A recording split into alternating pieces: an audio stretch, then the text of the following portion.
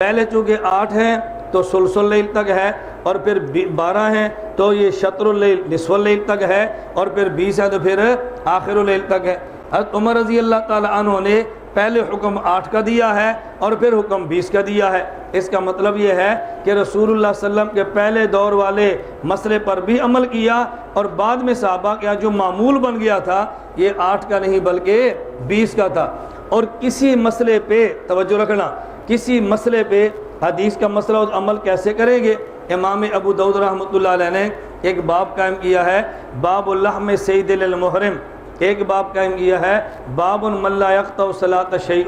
یہ دونوں باب قائم کیے ہیں، مستقل مسائل بیان کیے، اور اس کے بعد امام ابو داؤد نے ایک ضابطہ بیان کیا ہے، اذا تنازل خبران عن النبی صلی اللہ علیہ وسلم نظر الی ما عمل به اصحابہ بعدہ۔ اگر ایک مسئلے پر اللہ کے نبی صلی اللہ علیہ وسلم سے 2 عمل آ جائیں تو ہم یہ دیکھیں گے اللہ کے نبی کے اس عمل حدیث کو بعد میں کس حدیث کو صحابہ نے لیا ہے۔ جس عمل کو لے کر صحابہ چل پڑے ہم اس کو لے لیں گے، اور جس کو صحابہ چھوڑ دیں گے ہم بھی چھوڑ دیں گے۔ اگر 8 اور 20 دونوں اللہ کے نبی صلی اللہ علیہ وسلم سے مان بھی لیں تو صحابہ 8 کو لے کر نہیں چلے بلکہ 20 کو لے کر چلے ہیں۔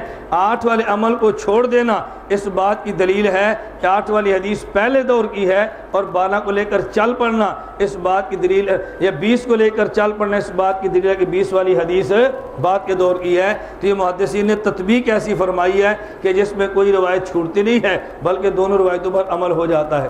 میں صرف یہ بات بتا رہا تھا کہ جن روایات میں تعداد رکعات کا ذکر ہے اس میں اوقات کا ذکر نہیں، اور جن روایات میں اوقات کا ذکر ہے ان روایات میں تعداد کا ذکر نہیں۔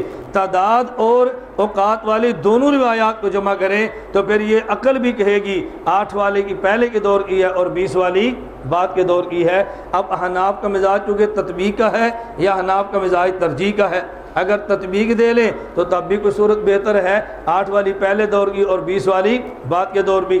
اس کے 2 قرینے میں نے پیش کر دی ہے، پہلی رات وقت کم لگا ہے اور آخری رات وقت زیادہ لگا ہے، تو وقت کم ہونا دلیل ہے کم رکعتیں ہونے کی، اور زیادہ وقت لگنا دلیل ہے زیادہ رکعتیں ہونے کی۔ اور دوسری وجہ ترجیح میں نے بیان کر دی ہے کہ جس روایت کو صحابہ لے کر چلے اس کا معنی یہ آخری دور کا عمل ہے، اور جس کو صحابہ چھوڑ دیں اس کا معنی یہ پہلے دور کا عمل ہے۔